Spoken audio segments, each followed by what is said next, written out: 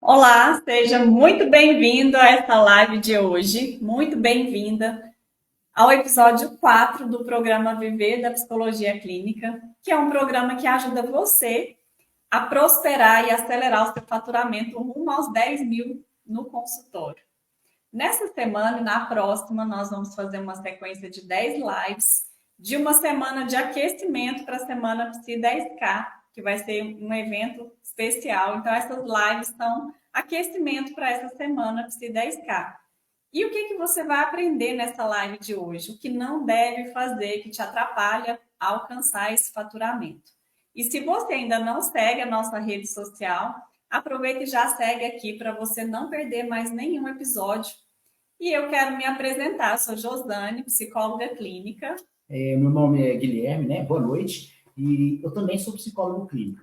E hoje o tema que nós vamos falar são os erros comuns que o psicólogo clínico deve evitar de fazer, deve evitar de tomar, porque senão vai atrasar a sua vida. Você vai ver durante a live o que nós estamos querendo dizer.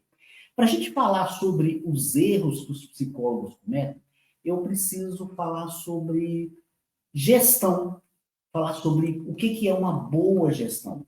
Porque se você faz uma má gestão, o que acontece? Você vai estar cometendo erros, vai estar atrasando o desenvolvimento aí de todo o seu consultório, de todo o desenvolvimento.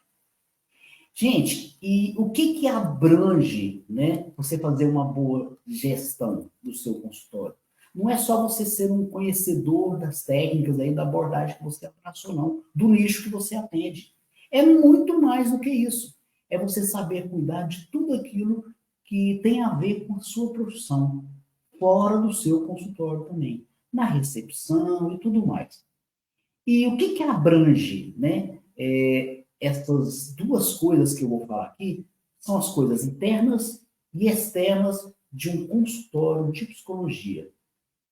A primeira coisa que abrange pode ser uma administração financeira. Por exemplo, para você ter uma boa administração financeira, você precisa ter pelo menos, são várias coisas, tá? Mas pelo menos um controle das sessões que você atende. Como que é esse controle? Pode ser uma ficha, né? E nós vamos colocar aqui um modelo de uma ficha que nós usamos no nosso consultório, para vocês terem uma noção. E essa ficha, como ela vai ter um controle da sua administração financeira, ela vai abranger o quê? Vai abranger quantas sessões o seu paciente fez, se ele pagou essa sessão, se ele não veio nessa sessão. Então, assim, é uma forma de você ter um controle do que está acontecendo, né? Ou seja, um controle da quantidade de vezes que esse paciente está comparecendo ali para você. E isso também ajuda na terapia. Uma outra coisa que vem aí é o atendimento ao cliente para você fazer uma boa administração do seu consultório. Como assim, Guilherme, né?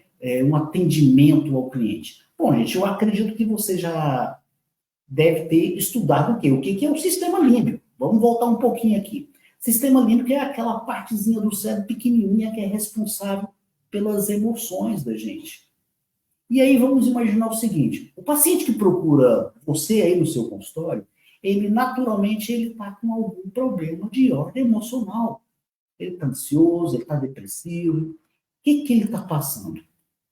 E por isso que você tem que se preocupar com o atendimento ao cliente. Como é que você faz para amenizar esse sistema límbico dele que, como é que eu vou falar, que está a flor da pele, né? Sistema límbico, a flor da pele.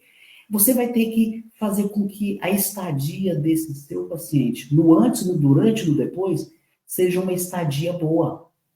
Como assim? Como é que é a vinda dele até você? Como é que está ele na recepção? Como é que você abordou a primeira vez do porquê que ele está querendo fazer terapia com você? No antes, no durante e depois. Vamos falar isso aí durante a sessão. Durante a live. Durante a nossa live. Lembrando das minhas sessões de terapia. Bom, o próximo tema são elementos chaves que não podem faltar aí na gestão do seu consultório. Eu vou falar de alguns tópicos aqui, mas no decorrer da live a gente vai falar sobre cada um deles. E o primeiro deles é a organização do espaço físico. A gente já falou sobre isso, a importância de ter um consultório, uma estrutura de um consultório físico ou a estrutura de um consultório online, para que ele esteja organizado para receber esse paciente. Né, que se for online, ter um fundo agradável, né, que transmita segurança de sigilo, que transmita, que não tenha uma janela aberta atrás, que o paciente sinta que possa alguém estar ouvindo a sessão. Então, essas questões de organização física do seu consultório físico e online são importantes.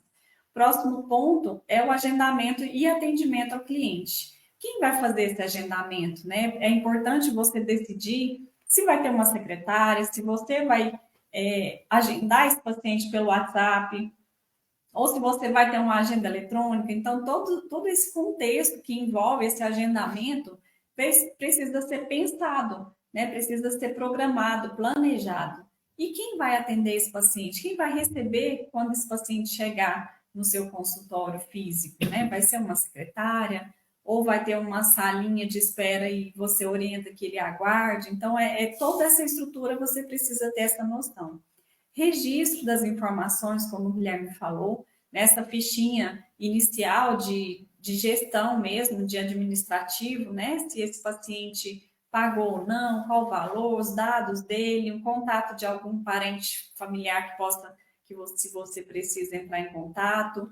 Então, tudo isso, esse registro dessas informações também precisa ser planejado. Ter um bom planejamento da gestão financeira, você precisa ter essa organização para que esse consultório funcione, né? Ter estratégia de marketing e divulgação para o seu consultório, desenvolvimento profissional, sempre atualizar, né? Está ali em constante transformação, sempre dentro da ética profissional, né? E isso é uma coisa que mais pega, que mais dificulta o profissional de prosperar por, às vezes, detalhes de falta ética profissional que ele nem percebe e aí a sessão do paciente interrompe por você nem saber o motivo. E gestão do tempo, que também, que para gerir tudo isso, você precisa ter uma boa organização do seu tempo. E aí a gente vai falar de cada um desses tópicos. E isso tudo que você falou, né, José? A gente para e pensa assim, por que que você tem que ter uma boa gestão, uma boa administração, desde no momento que você está dentro do consultório e fora do consultório? Sabe para que você precisa de ter saber gerir, né? Saber administrar isso aí? É para você ter tranquilidade naquilo que você estudou durante 5 anos na faculdade. Para você ter tranquilidade para atender o seu paciente, para você conseguir fazer um trabalho de qualidade, uma psicoterapia com qualidade, para você conseguir focar no seu paciente. Porque se as coisas que a Josane acabou de falar, ela numerou lá alguns tópicos, né? Esses 7, 8 tópicos, eles servem para, se você conseguir colocar em ordem, o que acontece? Você trabalha de forma tranquila, porque você sabe que o seu paciente ele está sendo bem assistido não só na sua sala, mas fora da sua sala. Todo um contexto por trás, né? Todo um contexto. Lembrando, o sistema límbico deixa a pessoa à flor da pele e ele está desse jeito. Então você tem que dar essa segurança para ele. E para que isso tudo aconteça, né, José? Você tem que ter algumas coisas aí como característica. Características que são características aprendidas. Então não se preocupe se de repente você não está conseguindo administrar o seu negócio aí. Vamos mostrar para você como é que faz. Ou se não aprendeu na faculdade, né? Não se preocupe que é aprendido. A gente não aprendeu isso na faculdade, mas tem como ser feito sim, né? Nós aprendemos com o passar do tempo. Então, assim, você precisa ter o quê? Você precisa ter habilidade administrativa. Primeiro passo, hein?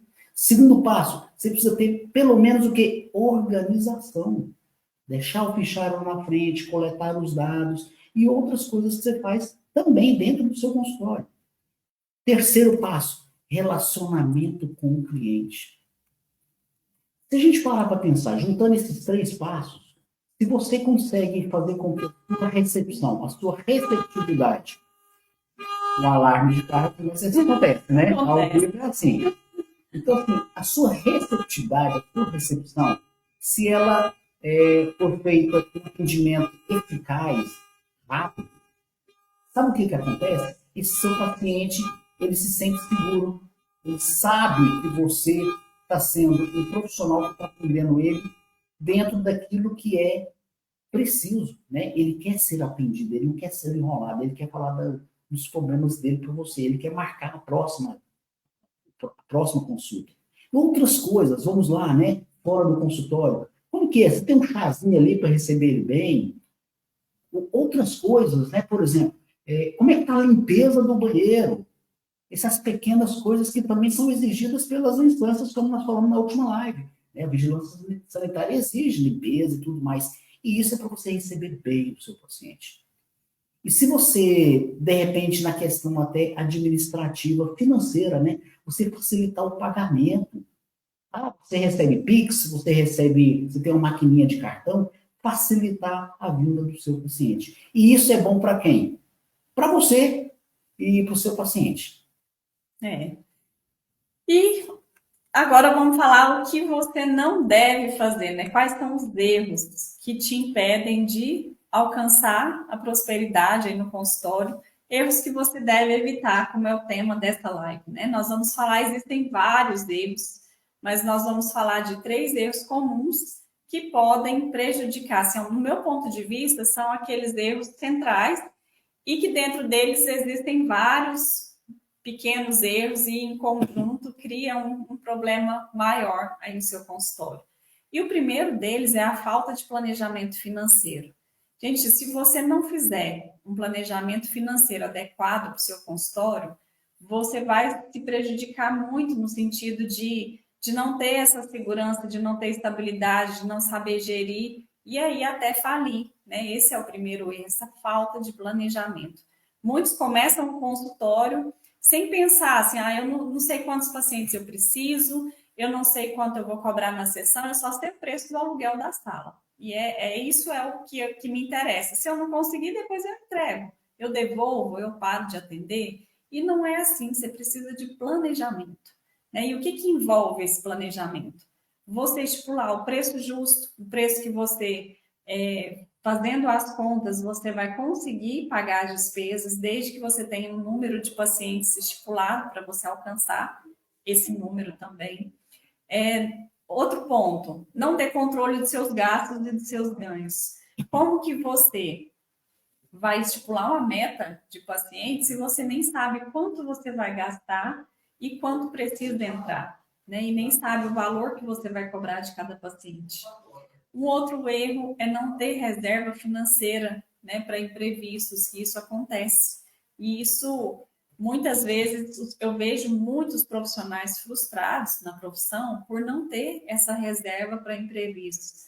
Pode acontecer de adoecer, de férias, né, que diminui a renda no consultório, e aí vem a dificuldade financeira e muitos, às vezes, nem conseguem pagar o aluguel porque não se planejou financeiramente. Isso pode dificultar levar a sérios problemas financeiros.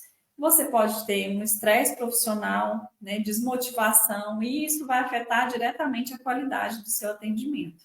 Então, é muito importante você ter esse planejamento financeiro. Tirando esse primeiro erro, falando agora de um outro erro que eu vejo também que é muito grave, né? É o erro de você não ter uma organização do tempo. Como assim essa organização do tempo? Se você é aquele famoso PC que chega atrasado, né? Sabe qual é o problema que você vai ter em relação a isso? Você, em primeiro lugar, você vai bagunçar a sua agenda. Você vai acabar atrasando, como é que eu vou falar? A sua consulta, né? Você pode atrasar a consulta daquele paciente que você está atendendo no momento e do próximo paciente. E todos os pacientes, como nós, né, nós temos o nosso dia provavelmente programado. Você tem que sair para levar o filho, para buscar alguma coisa. Você tem outros compromissos. E quando você atrasa, você acaba atrapalhando aquilo que nós estamos tentando falar aqui. Ou seja, você atrapalha a sua atividade administrativa fora do consultório. Vou dar um exemplo aqui, que eu tenho certeza que já deve ter acontecido com você. Você atrasa com o paciente. E aí, você está atrasado lá 15 minutos, 10 minutos. e você ainda recebe uma mensagem no WhatsApp, ou a secretária te fala, se você tem uma, fala que o próximo paciente vai atrasar, mas a mãe quer falar com você porque aconteceu uma coisa muito séria. E que ela precisa falar com você antes de começar a sessão. Ou o psiquiatra desse paciente quer falar com você, e é urgente. Gente, se você está atrasado 10, 15 minutos, vai atrasar mais 5, 10 minutos. E se esse psiquiatra esticar a conversa? E se essa mãe que está falando com você sobre esse paciente começar a chorar? Você vai despachar ela? Então, assim, você pode complicar tudo, tanto o seu trabalho dentro do consultório, quanto a sua administração fora do consultório. E aí as coisas começam a complicar. Uma outra coisa que acontece quando você tem um problema em relação ao tempo é que, sabe o que é? É que você pode atrapalhar a sua carreira, você pode complicar o seu trabalho no dia a dia. Por exemplo, a qualidade de atendimento não vai ser boa, né? Eu já falei, se você começa a ficar apavorado, você tem que ligar para o psiquiatra, saber o que vai acontecer com o próximo paciente, a sua qualidade não vai ser boa. Você não consegue ler o prontuário para saber o que aconteceu na última vez, na última sessão. Vou comentar aqui sobre um exemplo. Profissionais que costumam atrasar muito nem percebem o quê? Que uma das 3 doenças do século que mais atinge o ser humano, o que é? Estresse, ansiedade, depressão. Esse seu paciente está por causa dessas 3 coisas, 2 delas ou uma delas, e ansiedade, certeza. E aí você atrasa 10, 15 minutos, ele vai estar lá balançando a perninha, você já deve ter observado isso. E você não aparece. Você está alimentando essa ansiedade. E aí você entra para a sessão de terapia e quer ajudar ele a controlar esse problema do porquê que ele te procurou. Só que você está alimentando esse bicho, né? Que corrói esse paciente. Então, olha só que profissional que de repente você pode estar sendo sem perceber que está sendo. E você ainda, sabe o que você faz que eu acho que também é muito pesado? Você acaba prejudicando a sua própria imagem como psíquico. Você já deve ter ido, com certeza, em algum médico. Geralmente o médico tem aquela característica de não te atender no horário. Né? Eu já fui médico e me deixou ali esperando mais de 1 hora. Geralmente, o paciente que fica esperando muito tempo, ele começa a pensar assim, ele está achando que ele é quem? Né? A gente pensa alto, né? Ele está achando que ele é quem? Que ele tem todo o tempo do mundo e eu posso ficar aqui esperando a hora que ele puder me atender? Quem ele acha que ele é? Né? Isso é falta de empatia, isso é falta de respeito. E a gente trabalha muito, mas muito mais do que os médicos, com empatia. O médico também, porque senão você não volta. Mas o psicólogo, a gente precisa trabalhar com essa ferramenta de empatia. E a falta de tempo pode atrapalhar isso aí. E aí eu vejo alguns psis comentando assim, Guilherme, a minha agenda ela é instável. Tem semana que ela está cheia, tem semana que ela está vazia, tem mês que ela está cheia, tem mês que ela some os meus pacientes. Mas some por quê? Se você cansa de ir no médico que atrasa, você vai no médico de 4 em 4 meses, 6 meses, dependendo do médico que você precisa ir, e você cansa de esperar meia hora, 1 hora, imagina um paciente que os atendimentos são em série, toda semana. Ele vai cansar de você. E aí a reclamação é, eu estou com azar, o que eu estou fazendo? Às vezes você é um exímio psicólogo que entende de tudo da sua teoria, das suas técnicas, mas você está pecando nessa administração, em gerir isso aí fora do consultório. Né? Então, é importante você tomar cuidado com essa questão de tempo. Muito importante. E a terceira falha é na comunicação e marketing. Né? E qual é o problema disso? Se você não tem um planejamento nem financeiro, dificilmente você vai traçar estratégias para ter um planejamento aí na comunicação e marketing, né? Não vai criar conteúdos, não vai ter retorno através das redes sociais, você vai ter uma postura passiva diante dos novos clientes que surgem. O que é essa postura passiva? Sabe aquele paciente que entra em contato com você, seja pelo WhatsApp ou pelo direct ali na rede social, e você só responde com respostas curtas, sim ou não, meu valor é tanto, eu tenho tal horário, e simplesmente só responde o que o paciente pergunta.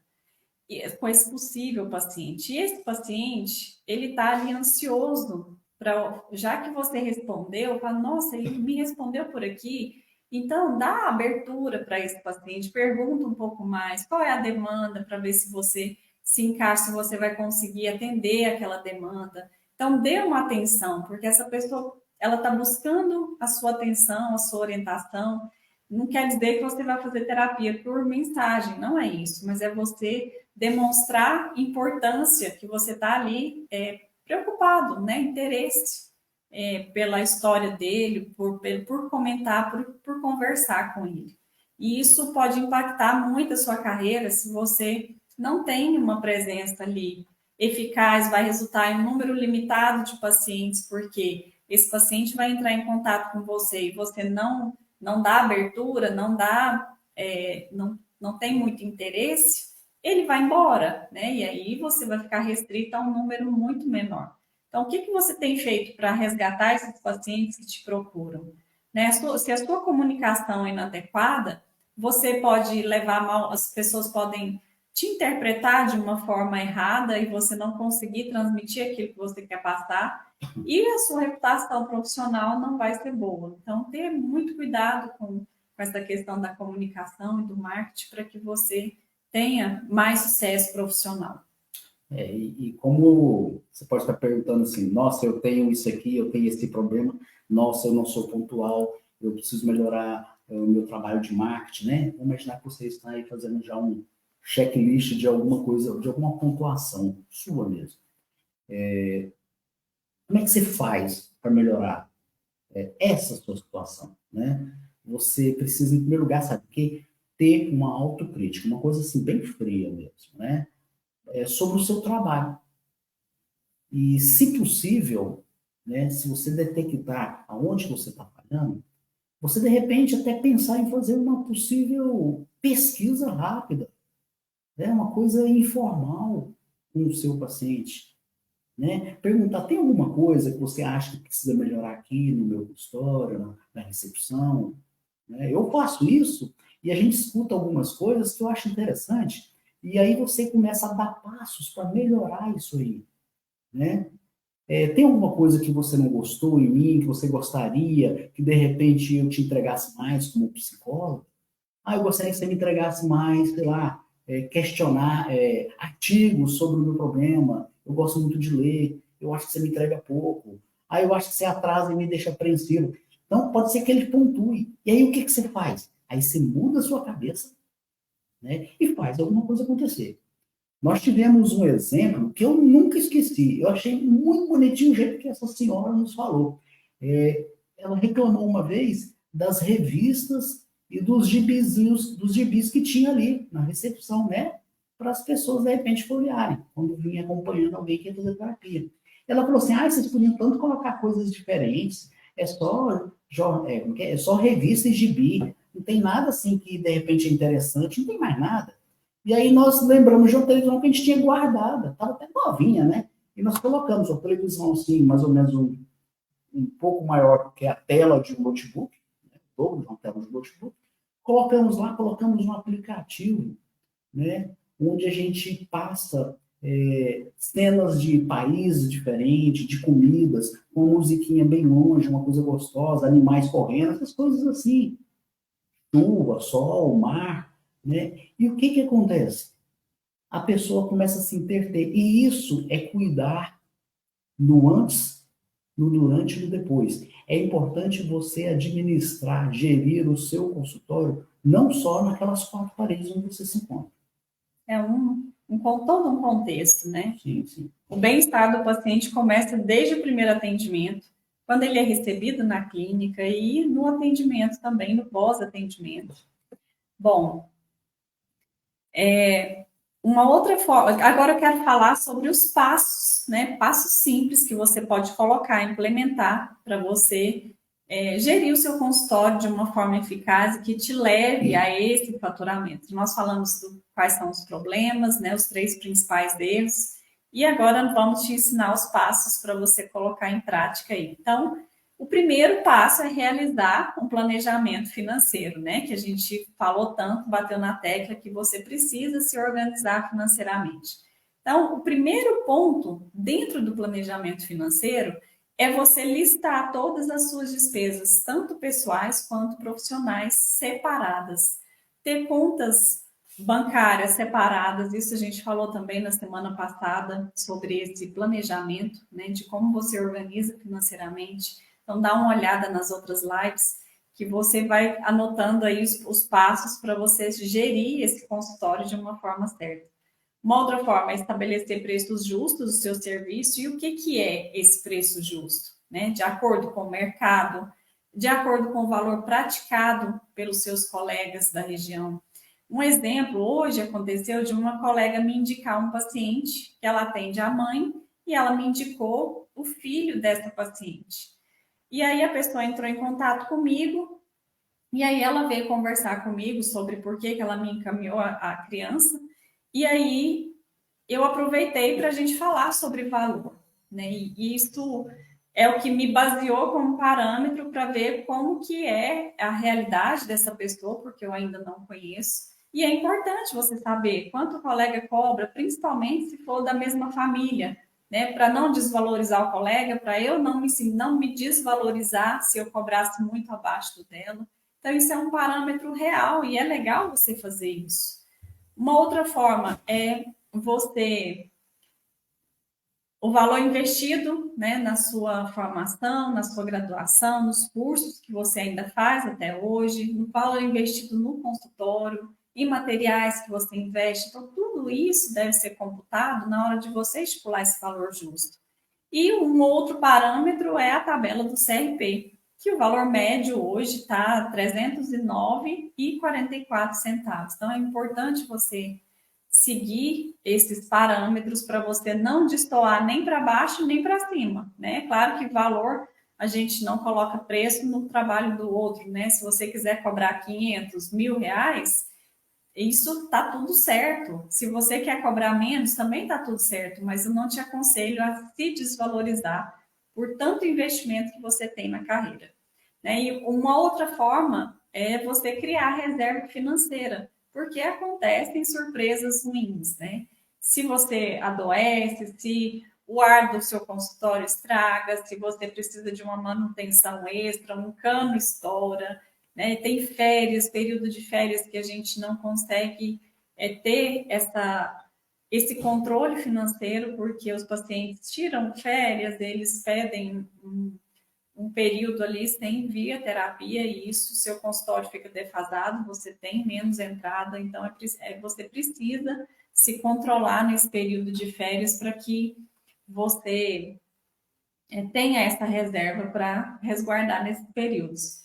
E uma outra forma, essa questão de você adoecer, é importante ressaltar a questão do INSS. O quanto é importante também você ter é uma reserva, né? Que se você adoece e precisa, né? Você paga INSS, você tem essa garantia de se você adoecer, você ter esse financeiro para o seu sustento. Então, pensa nisso, é importante, nem que seja o INSS, o piso mínimo, né, de um salário, mas que você tenha ali essa questão financeira resguardada. O INSS, ou então pode ser Uma previdência uma privada, previdência né? privada, né? Hoje, com certeza, Existem vários, existem né? várias. Então, você vê aí o que é mais interessante para você e faz isso que a Josana falou. A gente precisa realmente de ter saber gerir a profissão Esse da gente. planejamento, Esse né? planejamento. Um segundo erro, né, um segundo passo, é você ter normas, não erro, né, mas o segundo passo é você ter normas de agendamento. Como é que funciona isso? Vamos imaginar que o seu paciente está lá, né? Tem paciente que vive remarcando a agenda, a sua sessão. Ah, eu não posso hoje, marca para amanhã. Aí chega amanhã, desmarca. Ou então, nem desmarca e não vem. Gente, uma coisa que é muito importante, você já começar mais do que tomar cuidado, né? É na hora do contrato, lá no primeiro encontro, quando você conheceu o seu paciente, você colocar no contrato sobre essas questões de remarcações, de desmarcações, porque além de você ter um prejuízo financeiro, né, porque aquele horário vai ficar vazio, já que ele de última hora não foi, ou qualquer coisa do tipo, você ainda não vai estar conseguindo fazer com que a terapia dele caminhe, flui de forma que funcione. Porque se ele não vem, como é que ele quer uma mudança né, daquilo do porquê que ele te procurou. Então, é importante esse compromisso. E esse compromisso, quem pode fazer com que aconteça é você, né, no contrato. Você que rege ali as regras para que possa ser bem conduzida a terapia. A gente costuma fazer uma coisa aqui na clínica, já há algum tempo, que ajuda muito, que de repente é uma dica legal para você. Você já pode deixar mensagens ali. Hoje todo mundo usa o WhatsApp, né? Nós deixamos uma mensagem no nosso WhatsApp, no WhatsApp da clínica, dizendo que, perguntando para o paciente: você não compareceu, estamos preocupados, está tudo bem? Gostaríamos de lembrar que semana que vem estamos te esperando, mas gostaríamos de um retorno, né? Aí a pessoa retorna. Se não retornar, precisamos saber, e fala da cobrança. Fala da cobrança que existe. É uma forma da pessoa entrar em contato com você para saber se vai ser dado continuidade ou não a essa terapia, né? Então, comece a ver o que você pode fazer para sanar esse tipo de problema que acontece em alguns consultórios de psicologia, né? Bom, o terceiro passo é desenvolver habilidades de comunicação e marketing. Eu tinha falado um pouquinho lá atrás, mas você precisa ter essa. Se você não tem habilidade aí com as redes sociais, em gravar vídeos, em expor seu trabalho de uma forma, de uma comunicação eficaz, você precisa trabalhar isso e desenvolver, porque essas habilidades estão aprendidas, né? E se você coloca em prática, vai cada dia ficar melhor. E um ponto importante, que é o primeiro passo aí para você começar essa comunicação e marketing, é você ter uma rede social profissional e uma bio. Né? Ali, a primeira entrada na sua rede social, que é a descrição da sua rede, você ter qual é a sua área de atuação, a sua profissão, primeiro, né? Sua área de atuação, quem você atende, qual o público você atende, qual é a demanda daquele público que você atende. Tem um link que facilita o agendamento, né? Você coloca, tem como você colocar o link do WhatsApp, que a pessoa já direciona lá para o WhatsApp. Colocar uma foto de rosto que seja atraente, né? Assim, uma foto que seja próxima do seu rosto, que você não esteja com chapéu ou óculos de sol. Uma foto visível, né? Que você esteja sorrindo de preferência, porque demonstra receptividade para a pessoa que está ali chegando na sua rede social. Então, ela precisa ser atraente, né? A pessoa querer ficar ali e olhar o seu conteúdo. E você utilizar essa rede social a seu favor, com conteúdos relevantes. Você deve estar cansado de ouvir isso. Conteúdo relevante. Mas é você identificar, conhecer bem esse público e que o seu conteúdo seja de interesse para ele, que resolva alguma coisa dele, que ajude ele em alguma situação que ele vive e que você desperte nele o desejo de procurar ajuda psicológica. Um outro ponto dentro dessa comunicação e marketing também é você investir em estratégias de marketing online. Hoje em dia não tem como você ficar fora do online, porque tudo as pessoas buscam no online. Onde você vai, as pessoas estão ali no celular pesquisando alguma coisa. Se você tem interesse em comprar alguma coisa, você vai no online, vai no Instagram para visitar e olhar algum perfil que você tem, que tem aquele produto que você procura. Então, é muito importante. E uma forma de você alcançar mais pessoas é você utilizar anúncios, né? Aqueles segmentados que você direciona para um público específico para atrair novos pacientes. Sabe aquele botão impulsionar eu acho que é impulsionar mesmo que está lá, patrocinado? Você clica nele, direciona para o público que você quer, paga uma taxa, eu acredito que é uns R$7 diário mínimo. Você publica algum conteúdo seu, um vídeo seu, por 7 dias para você testar e ver se atrai mais seguidores para sua rede social. Isso vai ajudar a alcançar um público maior, sua rede social crescer e você poder ajudar mais pessoas também. Isso. E como atrai, né? Quando você consegue fazer essa ponte, até como você falou, né? De pagar mesmo e atrair mais clientela daquele tipo de nicho que você trabalha. Uhum. Um quarto passo, né? É manter os registros organizados. Como assim? Que registros organizados são esses? Nós já falamos lá do fichário, a Josana colocou até aí na telinha para vocês terem uma noção. Os registros organizados, eles podem ser feitos de duas formas. Eu não conheço outra forma. A forma no papel e a forma no seu computador, no seu notebook. Os registros do seu paciente. Uma coisa que eu vou te falar para você tomar muito cuidado. Isso aí é até exigência do nosso conselho. Ou seja, se você coloca todos os registros do seu paciente no seu notebook, você tem que ter uma senha. Uma senha para que, sei lá, seu filho não entre e não veja nada ali escrito do seu paciente. Ou, né, evite de emprestar esse seu computador, de repente, ele trabalha. Então, coloque essa senha mesmo. Então, a questão, por exemplo, quando você escolhe não o computador, mas no papel. Eu faço no papel, o José faz no computador. No papel, como é que você faz? Você escreve, você deixa dentro de uma pasta Z, você coloca, você fecha com a chave, um arquivo fechado, porque ali tem conteúdos do seu paciente, coisas de sigilo. Então, é muito importante você guardar essa ética. A ética, ela entra aí também. Né? É.